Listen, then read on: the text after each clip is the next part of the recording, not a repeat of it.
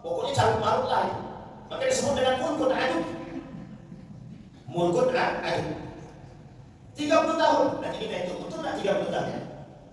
Dan kemudian alaikum bi sunnati wa sunnatu khulafa'ir rasyidin min ba'di atau al-mahdiyyin.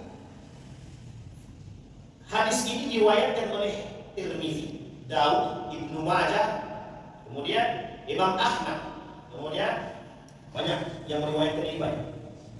Abu Bakar 2 tahun 3 bulan 10 hari. Umar cukup lama 10 tahun 6 bulan 5 hari. Kemudian Utsman 12 tahun 12 hari. Ali bin Abi Thalib 4 tahun 8 bulan. Kemudian Al Hasan 7 bulan. Al Hasan siapa? Cucunya. Cucu Nabi. Cucu Nabi ada berapa orang? 2. Padahal cucu Nabi itu banyak, tidak 2. Cucu Nabi yang laki-laki yang terkenal memang 2. Tapi yang lain yang perempuan sudah ya. Jadi kekeliruan kita dalam sejarah itu yang kita kaji hanya yang terkenal saja. Padahal banyak. Anak Nabi ada berapa orang? 7. Dari siapa? Dari istri yang mana 7 itu? Siti Khadijah. Tidak paling sejarah kita Pak. Dari Siti Khadijah cuma 6, satunya lagi dari budak Nabi yang dari Mesir. Siapa namanya? Maryam. Banyak cerita Nabi itu yang kemudian perubahan sejarah itu banyak.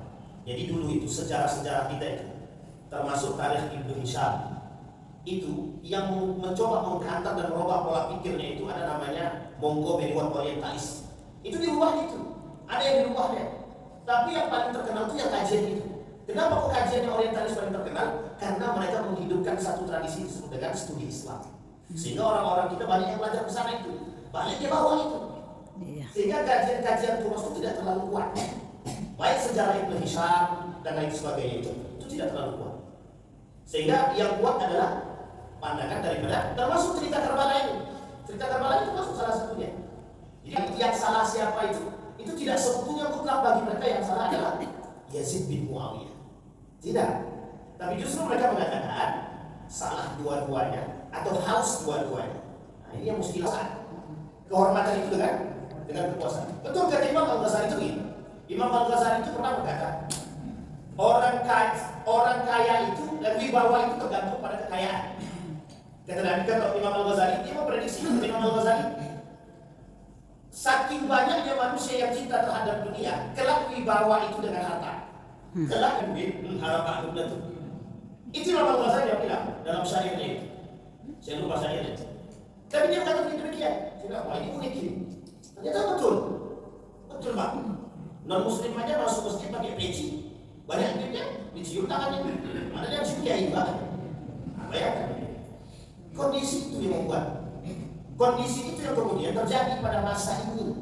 Ini masanya apa? Sahabat yang tabi'in enggak? Masih ada sahabat-sahabatnya. Masih ada sahabat Nabi. Ada yang Umar. Masih banyak. Ada Ibnu Mas'ud. Ada Ibnu Abbas. Itu sahabat Nabi. Zubair bin Awam sahabat Nabi. Yang pada masa sahabat Nabi saya itu cucu Nabi terbunuh. Cucu Nabi terbunuh. Nah, ini yang berbahaya. Apalagi sekarang tidak ada Nabi, cucunya tak ada cicit-cicitnya. Apalagi cicit-cicitnya jelas bukan terbunuh lagi, tersingkirkan. Lebih daripada itu. Nah, bagaimana kita yang bukan cucu Nabi, bukan cicit Nabi siapa? Lo? Itu pertanyaannya. Jadi yang berkuasa dia akan menyingkirkan siapapun. Sehingga wajar ketika ada pernyataan dalam bahasa Nabi dalam hadis akhir zaman itu dengan ya memang orang kalau sudah cinta dunia itu buta ajarannya. Kalau sudah haus kekuasaan itu buta. Sehingga memang di dalam banyak riwayat itu yang disebutkan itu adalah pemimpin soleh. Itu banyak hadis itu. Ini sudah berbicara itu masih terjadi. Sehingga dari pernyataan hadis-hadis fitan itu atau hadis akhir zaman itu sebenarnya bukan permasalahan yang terjadi atau tidak terjadi karena mesti terjadi.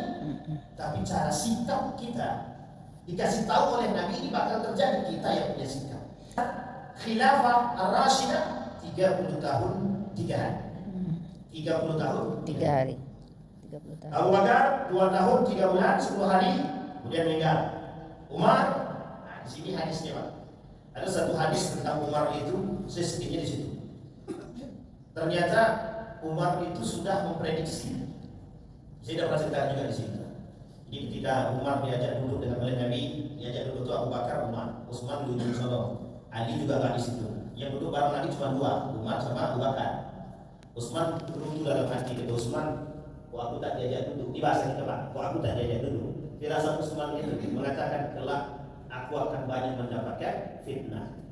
Betul Pak, kata Nabi dalam riwayatnya itu ada satu pintu yang itu tertutup rapat. Kelak akan terbuka ketika pintu itu, kelak akan terbuka pintu yang rapat tadi ketika meninggalnya Umar bin Khattab. Ya Allah. Jadi Bapak Ibu pasca meninggal Umar bin Khattab itu fitnah muncul keluar seperti air. Pada masa kota manusia yang tegas, yang pandai, cerdas Umar itu. Kalau menghakimi sesuatu, kita ada cerita pada Jumat malam. Umar bin Khattab kalau dia menghakimi sesuatu, dia langsung pakai, tidak hanya pakai otak saja, langsung pakai ketegasan. Tidak ada didapatkan ketegasan itu pada yang lain selain pada Umar bin Khattab. Nah, itu manusia Umar bin Khattab. Makanya tidak banyak orang mau mensifati sifat Umar bin Khattab dianggap keras. Padahal tidak penting. Kekerasan itu kepada pelaku itu penting, pelaku maksiat itu. Korupsi, potong tangan, yang bunuh balik. Umar bin Khattab tak ada dengan syariat Islam itu. Tak ada, tanpa banyak pikir.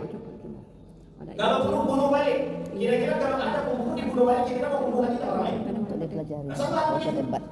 Orang korupsi dipotong tangannya, dimiskinkan, dia mau korupsi dengan apa? Tak usah kasih jabatan, diasingkan dia. Sama pezina juga gitu. Pezina dia selain dirajam itu kalau masih hidup dia diasingkan. Tak boleh tinggal, cari tempat lain, asingkan dia. Kira-kira orang kalau sudah diasingkan tempat terpencil sendirian bisa hidup enggak? Ujung-ujungnya mati juga kan? Nah itu Umar bin Khattab tegas. Makanya Nabi kalau terbuka pintu itu maka akan mengalir fitnah itu. 6 tahun cuma kepemimpinan Utsman itu amat tuh cinta semua masyarakat kepada Utsman karena dia kaya. Dia kaya, tidak bikin korupsi. Kalau dituduhkan korupsi itu ada dulu cerita pemimpin kayanya bukan main. Kemudian dituduh korupsi 25 juta. Kata dia saya bayar balik aja 2 miliar. Nah, itu mantapnya. Utsman bin Affan dituduh korupsi. Pertanyaannya adalah yang memberikan kehidupan itu, mohon maaf kita bahasanya, yang memberikan bantuan yang paling banyak itu rata-rata pakai pribadi Utsman. Semasa kepemimpinan Utsman itu Baitul Mal jarang terpakai. Duitnya aja habis-habis. Sampai sekarang aja masih ada. Kok bisa Utsman dituduh dengan korupsi? Tapi tujuannya apa? Merusak tatanan yang sudah terbangun. Berhasil Pak, berhasil. 6 tahun kepemimpinan Utsman dicintai oleh masyarakat. 6 tahun dia lagi itu fitnahnya di sini. Fitnah selama 6 tahun itulah fitnah. Banyak fitnah yang korupsi, nepotisme, menghapus ayat Al-Quran. Pada masa itu dituduh menghapus ayat Al-Quran. Coba kalau dituduh menghapus ayat Al-Quran, berarti dia kira menghapus hati. Dalam Allah. Pertanyaannya adalah siapa pun bisa terjadi. Utsman bin Affan naik. Ketika Utsman bin Affan naik, 6 tahun akhir kepemimpinan Utsman dibuatlah fitnah yang kemudian kelak fitnah daripada Utsman bin Affan itu yang dimunculkan apa? Demo. Ada 2 kelompok yang melakukan itu. Yang pertama kelompok yang tak suka dengan Utsman bin Affan. Yang kedua memang kelompok munafik. Jadi kelompok munafik ini itu dia buat isu tentang fitnah tentang Utsman bin Affan. Maka sebagian rakyat itu percaya dengan ucapan daripada kaum munafik tadi. Terprovokasilah mereka. Sehingga ketika terprovokasi ini, disinilah kemudian manfaatnya, disinilah kemudian momennya. Di akhir kepemimpinan Utsman bin Affan, mereka datang ke rumah Utsman bin Affan. Nah ngapain? Nah membunuh Utsman. Mereka pengen bunuh Utsman.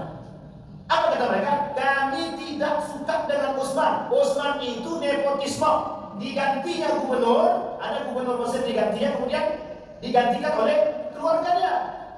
Sebenarnya Utsman juga mengganti keluarga. Memang keluarganya kebetulan keluarganya, tapi dianggap oleh Dewan Syuro itu, oleh para sahabat yang lain itu mampu dan baik. Sampai di sini paham itu. Kemudian dituduhkan nepotis karena yang digantikan itu koruptor. Tak terima, dia buatlah isu.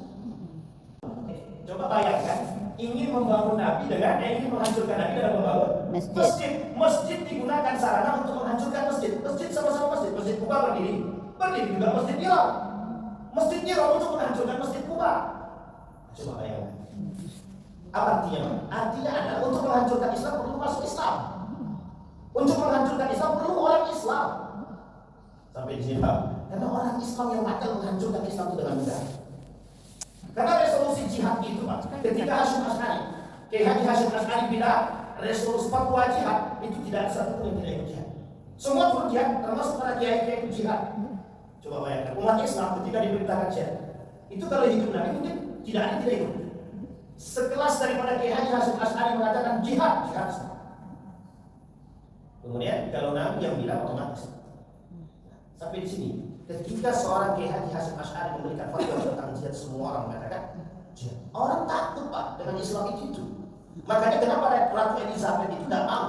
Kata Ratu Elizabeth, tanpa telinga seseorang bersihkan itu Muslim, bunuh aja. Sehingga pembunuhan Muslim itu massal. Pembunuhan massal. Jangan salah Pak. Pembunuhan Islam itu, Muslim itu massal di negara Eropa. Pasca ketika Andalusia ditaklukkan, itu semua orang-orang Muslim itu akan dilihat itu. Gerak-geriknya, tidak bisa hidup pada tenang kalau kita hidup dipantau, itu tidak nyaman kita. Nah begitulah Pak. Nah saat hidup itu kita mau dibuat seperti ini. Saya akan tertanamkan dalam diri saya kalimat dalam Al-Quran, walan tarwa'an Yahud walan Nasara, sampai kiamat Yahudi Nasrani nggak akan pengen lihat kita Pak. Itu nggak akan mungkin. Sampai kita ikut agama mereka. Minimal kalau tidak ikut agama mereka, mengikuti jejak langkah mereka. Tapi dalam Al-Quran tidak disebutkan komunisme, yang disebutkan Yahudi dan Nasrani. Kenapa? Karena dua itu paling berat sampai kiamat. Makanya ada namanya misionaris. Misionaris itu berbahaya. Mereka bisa merubah akidah dengan sebungkus mie, sekardus mie. Sekardus mie bisa goyang akidah, bisa. Tahun 2006, 2006, 2010, goyang akidah dengan sebungkus mie. Sekardus mie bisa menggoyangkan akidah daripada tak makan. Nah, coba bayangkan, ini permasalahan kita masuk permasalahan kasus karena akidah. Baik, Utsman terbunuh. Yang membunuh Utsman itu sudah kita ceritakan di sini. Yang membunuh Utsman itu ada 6 orang. Ada yang mengatakan 6, ada yang mengatakan 5.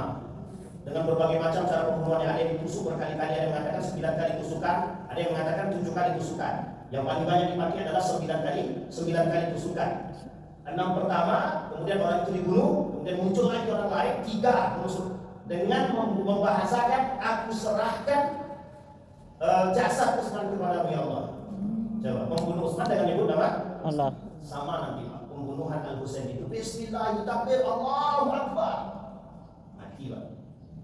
Gorok ya nanti kan. Kalau sampai. Baik. Tanazul fil akhari wal hasan. Naik Ali bin Abi Thalib. Tapi naik Ali bin Abi Thalib tidak disepakati oleh Muawiyah. Muawiyah tidak pengen Ali naik jadi khalifah. Apa alasannya? Kata Muawiyah, sampai kasus Utsman selesai. Apa jawaban Ali? Mana bisa aku menghakimi orang yang tidak tahu betul apa tidak dia salah? Ini kecerdasan Ali. Tidak mungkin bagi Ali menghakimi seseorang yang tidak tahu. Dicari tahu sampai disuruh cari tahu sampai selesai. Sampai kapan mencari tahu ya? Yang zaman sekarang modern aja. Kasus apa namanya? Tonton apa? Tuh. Tak selesai tak tahu juga kan pembunuhnya siapa. Apalagi zaman Ali yang tidak ada, internet, tidak ada ini, susah. Kata Ali tak bisa menghakimi seseorang karena ketika membunuh seseorang itu harus punya bukti yang kuat, minimal 3 saksi yang melihat. Ketika pembunuhan Utsman itu yang masuk cuma 6 orang, dan ketika itu tidak ada satu pun yang kemudian datang untuk membantu Utsman kecuali istri dan pembantunya. Tidak ada. Kalau bahasa kita ini ajudan, tidak ada Pak. Ajudannya dibunuh, istrinya juga. Istrinya itu sampai patah, istri Utsman itu sampai patah tangannya diinjak itu, sengaja dipatahkan. Jadi ketika istrinya membantu Utsman ditikam itu, kemudian tangan istri dipatahkan. Kemudian ajudannya juga dibunuh. Pokoknya sedih Pak. Pembunuhan Utsman itu sedih pokoknya. Terparah setelah kasus Karbala. Kemudian sepakatlah beberapa para sahabat termasuk Zubair bin Awam itu untuk mengangkat siapa namanya? Ali bin Abi Thalib. Tapi Muawiyah ketika itu berada di Syam. Muawiyah berada di Syam tidak mau berbaiat kepada Ali. Dah alasannya masuk akal lawannya oleh Ali. Tapi sekian panjang waktunya Pak. Kata Ali, yang tak mau berbaiat kepada pengkhianat. Nah inilah mulainya kemudian perang Siffin, perang Jamal, kemudian perang Siffin. Ini kasusnya Pak. Jadi ketika itu nanti muncul 3 perang yang termasuk besar. 2 perang saudara, 1 lagi perang Khawarij. Perang pertama perang Jamal, kemudian perang Siffin, yang ketiga perang Nahlawan. Perang Nahlawan itu perang Khawarij. Ali dan Khawarij itu sebelum Ali terbunuh. Nah akhirnya nanti itu adalah ketika Ali masuk dalam perang Nahrawan, membunuh kaum Khawarij. Kemudian setelah itu terbunuhlah Ali bin Abi Thalib oleh kelompok munafik atau kelompok khawarij. Jadi terbunuh Ali di situ. Ali terbunuh oleh para sahabat yang tertinggal, diangkatlah atau dibayarlah kemudian Al-Hasan. Al-Hasan ini diangkat, Muawiyah juga tidak suka. Disitulah kemudian terjadi kisruh antara Al-Hasan dengan Muawiyah. Ini Pak, perdebatan keluarga. Muawiyah sahabat Nabi, Al-Hasan cucu Nabi. Tak pengen terjadi perperangan, bertemu keduanya. Ketika bertemu keduanya dibangunlah kesepakatan. Apa kesepakatannya Pak? Al-Hasan menyerahkan khilafah itu kepada Muawiyah. Tapi ada syaratnya, ada. Syarat yang pertama yang diajukan oleh Al-Hasan, jangan pernah kalian mencaci maki ayahku. Jadi selama masa itu, dalam riwayat yang lain dikatakan, termasuk Ibnu Katsir itu, oleh para ulama itu mengatakan begini, pada masa Muawiyah di Syam itu Muawiyah sering menyampaikan kepada jamaah itu mencaci maki Ali bin Abi Thalib. Kenapa Al-Hasan berkata demikian? Karena mesti ada berita itu valid, karena yang menyatakan kepada Al-Hasan juga para sahabat Nabi.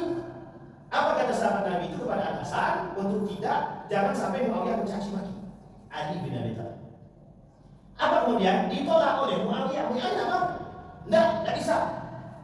Kemudian kata Al-Hasan, oke lah kalau tak bisa apa-apa. Tapi jangan caci maki ayahku di depan keturunannya. Itu permintaannya yang pertama. Jangan caci maki ayahku Ali bin Abi Thalib di depan keluarganya. Singkat cerita Bapak Ibu, diakuilah persyaratan ini, namun diakomodirlah persyaratan ini oleh Muawiyah. Sekelas Muawiyah. Ya tapi pada tataran ini kita tidak mencela Muawiyah, tidak. Karena ini sahabat Nabi yang cerdas juga, sahabat Nabi yang berani juga, tapi kita tidak bisa mencela. Baik, kemudian yang kedua, persyaratan yang kedua kata Al-Hasan diajukan.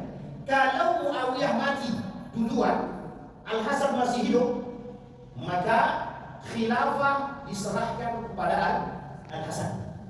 Tapi kalau Al-Hasan mati duluan, kemudian khilafah ini masih bertahan, dan kemudian Muawiyah meninggal, maka harus dibentuk Dewan Syura untuk kembali memilih pemimpin yang baru melalui jalur Dewan Syura atau musyawarah. Itu Pak permintaannya. Dua, kata Muawiyah, sepakat. Siapa yang pertama kali mengamuk yang marah begitu? Al-Husain. Tidak bisa demikian, Al-Husain. Kita yang resmi, dia tak resmi. Dia kemudian mengambil, bahasa lainnya kudeta, mengambil dengan paksa. Ada kejadian begitu di sini. Mengambil dengan paksa, tapi dianggap mengkudeta. Ini sahabat Nabi dengan cucu Nabi. Sahabat Nabi dengan cucu Nabi. Pada masa itu saja ada kegiatan-kegiatan yang seperti itu yang dianggap mengkudeta, mengambil paksa kekuasaan. Mulai ada unsur cinta dunia pada diri beberapa para tabi'in ketika itu. Singkat cerita Bapak Ibu, ketika kepemimpinan itu diserahkan kepada Muawiyah, Husain tak mau, Husain tak terima. Artinya Husain tidak mau berbaiat kepada Muawiyah. Singkat cerita Bapak Ibu, Al-Hasan tahu akan menjadi khalifah selanjutnya. Ini salah satu riwayat mengatakan Al-Hasan kemudian diracun.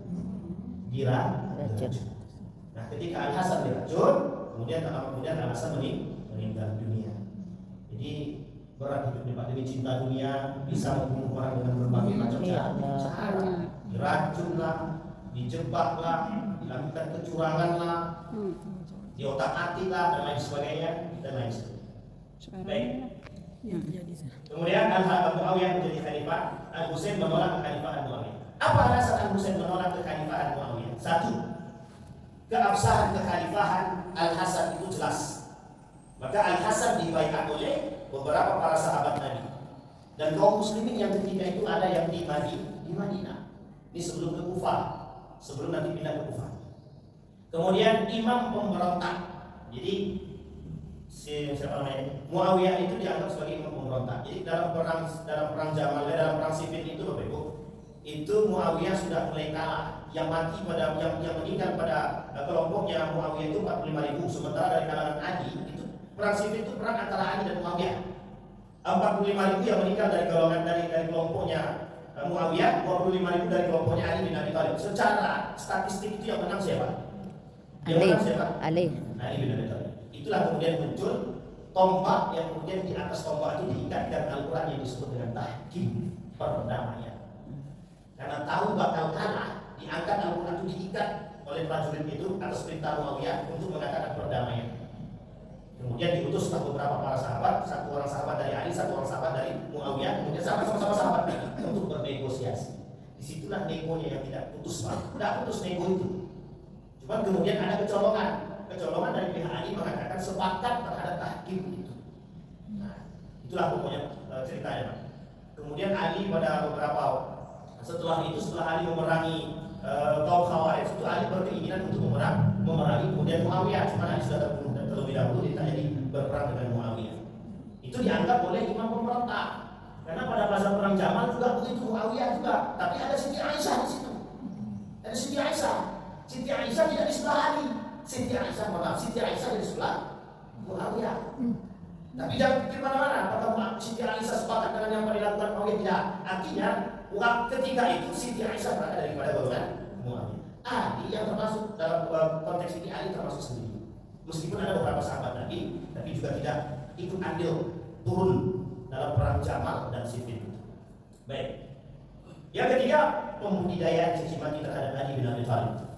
Ketika di Syam, itulah yang dilakukan oleh ulama Syam mengatakan kepada, tapi kita tidak tahu kebenarannya. Yang jelas kita juga tidak boleh mencaci maki Muawiyah. Baik. Ketidakpercayaan Al-Husain terhadap Muawiyah terbukti. Pembunuhan sahabat Nabi, 3 sahabat Nabi yang salah satu di antaranya dia menyaksikan Muawiyah. Pertanyaannya, sahabat Nabi bunuh sahabat Nabi. Sahabat Nabi membunuh sahabat Nabi. Tiga yang sudah ada jaminan masuk surga. Karena salah satu di antara mereka ini ada dapat jaminan surga, namanya Bai'ur Ridwan. Orang-orang yang berbaiat di bawah tahta syajarah disebut dengan Bai'ur Ridwan karena radhiyallahu anhum. Jadi dulu di bawah pohon itu di atas gunung yang sekarang Bapak Ibu lihat namanya di Mekah itu di atas itu apa namanya? Jabal apa? Yang di samping istana kerajaan di atas. Saya lupa. Dan Jabal Qubais yang sekarang jadi Jabal Qubais itu tempat Ali berteriak, "Oh, siapa yang buat naik ke atas? Yuk kita duet." Apa? Yuk kita duet. Dari berani, Pak. Di situ kemudian ada namanya Bai'ur Ridwan. Orang-orang yang berbaiat di bawah pohon berbaiat kepada Nabi. Yang kemudian Nabi kata radhiyallahu anhum, Allah ridho terhadap mereka. Nah, itu yang dibunuh, salah satu di antara mereka dibunuh oleh Muawiyah. Yang pertama yang dibunuh oleh Muawiyah Hujur bin Adi. Siapa namanya? Hujur dibunuh melalui sidang yang dipimpin oleh Muawiyah karena Hujur bin Adi memberontak, tidak sepakat dengan Muawiyah. Tidak mau dia berbaiat kepada Muawiyah. Dibunuh, eksekusi. Eksekusinya bagaimana? Bapak Ibu tahu model eksekusinya? Sama seperti ketika Bapak Ibu pergi ke masjid Jumat, masjid Qisas. Nah, seperti itulah eksekusinya. Yang memberontak bunuh. Sama seperti zaman Soeharto, yang protes tembak mati. Nah, begitulah bahasanya. Yang kedua, ada namanya Abdurrahman bin Unais al-Barawi. Siti Aisyah ketika terbunuh sahabat-sahabat Nabi itu Siti Aisyah. Ketika di Madinah Muawiyah datang. Apa kata Siti Aisyah? Ngapa bahasa kita? Ngapain kau kesini? Sudah puas kau membunuh sahabat Nabi yang mereka dijamin masuk surga? Dalam riwayat yang lain, itu Muawiyah sebelum dia meninggal dia bertobat. Muawiyah menyesali perbuatannya terhadap pembunuhan para sahabat. Karena apa? Karena Muawiyah pernah tahu bagaimana rasanya menjadi seorang sahabat dan dia kenal dengan orang-orang yang dibunuh. Baik, Muawiyah menyesal semua itu. Abdurrahman bin Unais yang ikut berbaiat kepada Nabi Bai'ur Ridwan tahta syajarah, terlibat dalam peperangan bersama Utsman dan ditangkap oleh Muawiyah. Dulu dia juga pernah memberontak kepada Utsman ketika kasus Utsman yang kemudian dituduh sebagai seorang koruptor. Kemudian wafatnya Al-Hasan menjadi gejolak dan pembahasan para ulama. 3 sahabat Nabi yang tidak mau berbaiat dengan Yazid bin Abdullah bin Umar. Dengan Yazid itu salah satunya adalah Abdullah bin Umar. Nanti begini, ketika Muawiyah ini mau meninggal itu Muawiyah tidak menjalankan apa yang dikatakan oleh apa yang dijadikan kesepakatan bersama antara Al-Hasan dengan Muawiyah. Jadi ketika kan Al-Hasan sudah meninggal nih, tersisa lagi Muawiyah dan Muawiyah meninggal. Harusnya ketika Muawiyah meninggal diserahkan kepada Dewan Syura. atau dimusyawarahkan. Tapi Muawiyah kemudian menunjuk anaknya untuk menjadi pemimpin. Siapa namanya? Yazid bin Muawiyah. Yazid bin Muawiyah itu cucu daripada siapa? Abu Sufyan. Bapak Ibu tahu kan Abu Sufyan siapa? Ya, Abu-abu. Kita bahas Abu Sufyan itu. Abu Lahab. Bukan Abu Jahal. Kemudian pengangkatan putra mahkota. Ini tadi yang saya sampaikan. Sebagian ulama mengatakan begini, Yazid bin Muawiyah itu pemuda ahli maksiat, ditetapkan sebagai seorang khalifah setelah Muawiyah. Artinya dia melawan kesepakatan yang dibangun. Kemudian apa wasiatnya? Yang paling berbahaya itu wasiatnya. Apa wasiatnya Muawiyah kepada Yazid bin Muawiyah? Wasiat yang pertama, cara menangani 3 sahabat Nabi. Jadi Bapak Ibu termasuk salah satunya Al-Husain. Kata siapa namanya? Kata ayahnya itu Muawiyah kepada Yazid, ada namanya Abdullah bin Umar. Abdullah bin Umar itu tidak akan mau berbaiat kepadamu wahai Yazid. Pokoknya kalau mereka tak mau berbaiat, kalau mereka tidak memberontak, ya sudah, tidak usah diapa-apakan. Tapi kalau mereka memberontak, bunuh. Itu wasiat Pak, wasiatnya Muawiyah pada Yazid bin Muawiyah. Tapi kata Muawiyah, engkau tenang, Abdullah bin Umar sudah jadi ahli ibadah. Dia tak akan memberontak. Artinya ada orang yang jalan, dia udah pokoknya ikuti aja langsung isi ibadah, tapi tetap tidak mau berbaiat Pak. Jadi Abdullah bin Umar tidak mau berbaiat kepada Yazid bin Muawiyah. Itu yang pertama. Yang kedua adalah Al-Husain. Sedangkan zaman aku saja kata Muawiyah, dia tidak mau berbaiat apalagi zaman kamu. Tidak tahu, Al-Husain tahu.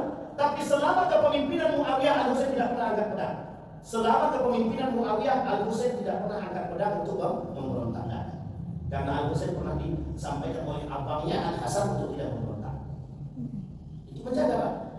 Baik, yang ketiga ada namanya Abdullah bin Zubair, anak daripada Zubair bin Awam, yang telah membangun satu kerajaan di Mekah untuk membasmi kelompok Yazid bin Muawiyah ketika dia dipindah ke Mekah. Ini kondisi di Madinah.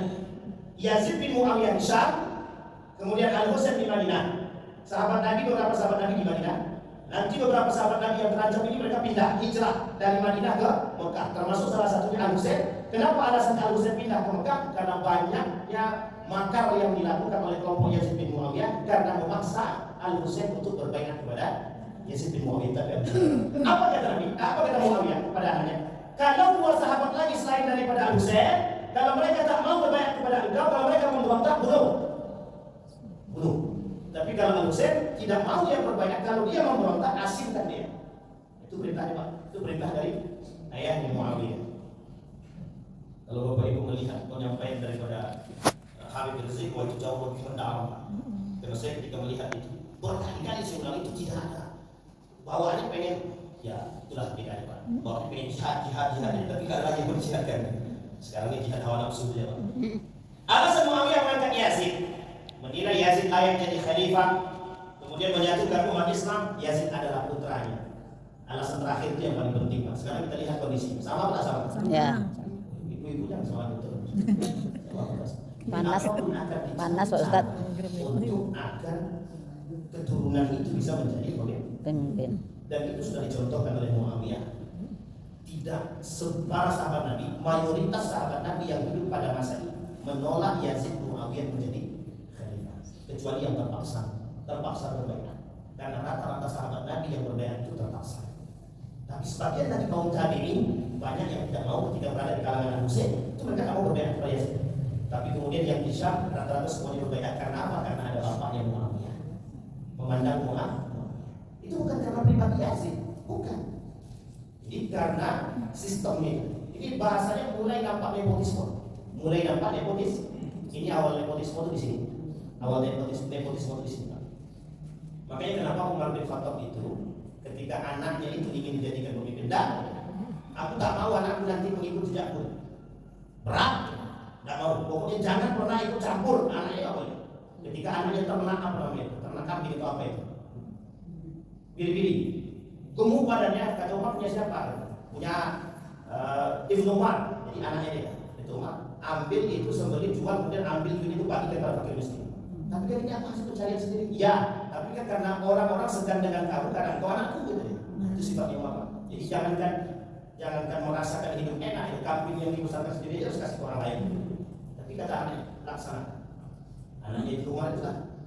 Jadi Bapak Ibu sekalian yang berbahagia, kondisi zaman dahulu tidak jauh berbeda dengan sekarang. Hanya saja perbedaannya zaman dahulu itu tidak ada media, tidak ada media. Tetapi kecintaan manusia mulai nampak terhadap kecintaan cinta dunia itu mulai nampak. Sehingga kemudian sampai saat ini Bapak Ibu, yang namanya ketika orang duduk di kekuasaan, duduk di atas itu memang mumpuk kursi. Karena pelayannya banyak, apa yang diinginkan dapat, tergiur. Mereka melupakan tanggung jawab mereka kepada Allah. Pertanyaannya adalah, apa yang membuat mereka bisa demikian? Yang membuat mereka bisa demikian adalah itulah yang kemudian menjadi bagian daripada kelicikan syaitan. Kelicikan setan. Ratu Elizabeth takut ketika Islam bangkit lagi. Padahal Islam tak pernah, Umar bin Khattab tak pernah menghancurkan gereja. Tidak mau menghancurkan gereja. Tidak mau menghancurkan gereja. Ya. Artinya adalah ketika orang-orang mengaku Lama berakhir zamannya. ketika mereka tidak Di sepakat, Inggris saja banyak masjid. ketika mereka mengatakan Islam itu ekstremis, Islam itu agama teroris, Bapak Ibu harus paham, Amerika Serikat itu adalah negara yang pertama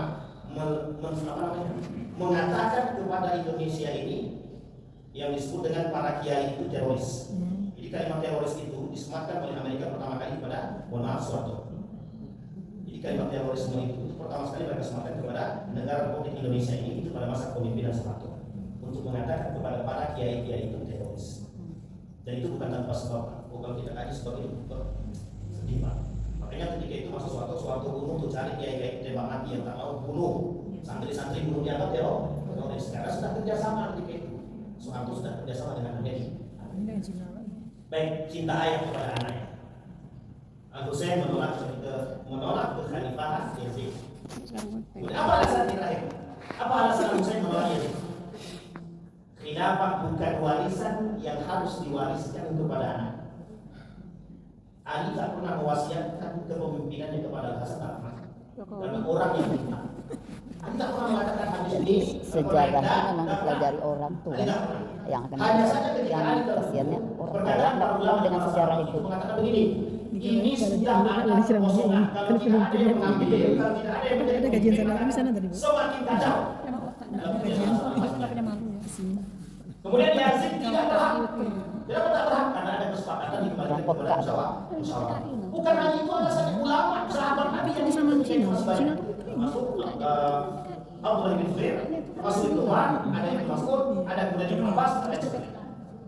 makanya nama Kefasikan gantian. ini yang terakhir ini didapat datanya dari para ulama Syam. Kata ulama Syam menyampaikan kefasikan dan kezaliman Yazid. Besannya. Satu, mulai daripada perilaku, mohon maaf. Ini sepakat para ulama bahwa Yazid itu fasik. Tapi ulama tidak sepakat bahwa Yazid itu kafir. Nah, nanti di akhir. Ini masih panjang sebenarnya. Insyaallah pada lain waktu bersama. Enak cerita. Mulai dari perilaku hingga upaya makar terhadap Ahlul Bait Al-Husain dan sahabat tadi. Jadi terkenal maksiat, terkenal peminum khamar, terkenal pezina. Yazid. Ulama Syam mengatakan itu terkenal. Maka ulama Syam sendiri tidak mau berbaiat kepada Yazid, tapi dipaksa berbaiat. Kalau tak mau berbaiat, bunuh. Wong sahabat Nabi saja yang tidak mau berbaiat dibunuh, apalagi yang bukan sahabat Nabi. Jadi nanti ini rentetannya panjang, termasuk nanti Mekah Madinah yang dihancurkan. Mekah Madinah itu diporak-porandakan oleh kelompok Yazid bin Muawiyah. Alasannya adalah pemberontakan. Jadi yang buruk itu dibuat kesingnya orang baik, ya kan? Pemimpinan Yazid. Kenapa? Karena orang bosan. Muak dengan perilaku kita. Artinya ketika peraturan, ketika sistem kepemimpinan itu sudah mulai tidak sesuai dengan hati nurani. Mohon maaf ya Bapak Ibu ya. Ini bukan mengatakan ada apa-apa, tapi ketika satu sistem kepemimpinan, sistem pemerintahan itu sudah tidak disukai atau tidak sejalan dengan hati nurani rakyat, itu rakyat akan memberontak. Iya, berontak aja lah kita. Tidak ada kaitan. Kondisi itu yang sama dengan pada masa. Baik. Sampai sini ada pertanyaan? Tidak ada.